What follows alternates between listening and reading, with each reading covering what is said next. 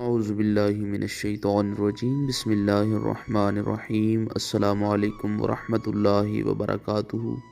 تمام دوستوں کو چینل کے اندر خوش آمدید کہتے ہیں۔ بہت ہی خاص وظیفہ کے متعلق بات کرنے والے ہیں۔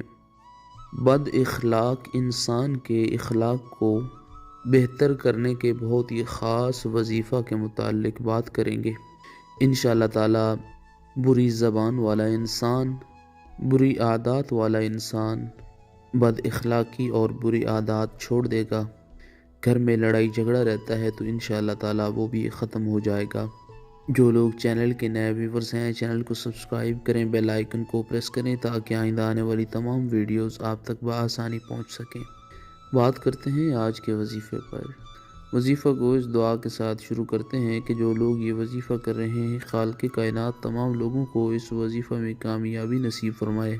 جو لوگ چینل کے ویورز ہیں، سبسکرائبرز ہیں، ویڈیوز کو لائک کرتے ہیں، شیئر کرتے ہیں، اللہ کریم سے خاص دعا ہے اللہ رب العالمین تمام لوگوں کے دل کی جائز مرادیں پوری فرمائے۔ جو لوگ پریشان ہیں، اللہ رب العالمین ان کی پریشانیوں کو دور فرمائے۔ بیماروں کو خالق کائنات شفائے کاملہ عاجلہ عطا فرمائے۔ بے روزگاروں کو اللہ رب العالمین اچھا روزگار نصیب فرمائے۔ باوضو ہو کر دن میں کسی بھی ٹائم 11 مرتبہ سورہ الفاتحہ اول آخر درود پاک پڑھیں، پانی پر دم کریں، اور جس انسان کا اخلاق اچھا نہیں ہے یا گھر میں لڑائی جھگڑا رہتا ہے اس انسان کو پلائیں۔ 41 دن تک اس عمل کو آپ نے جاری رکھنا ہے۔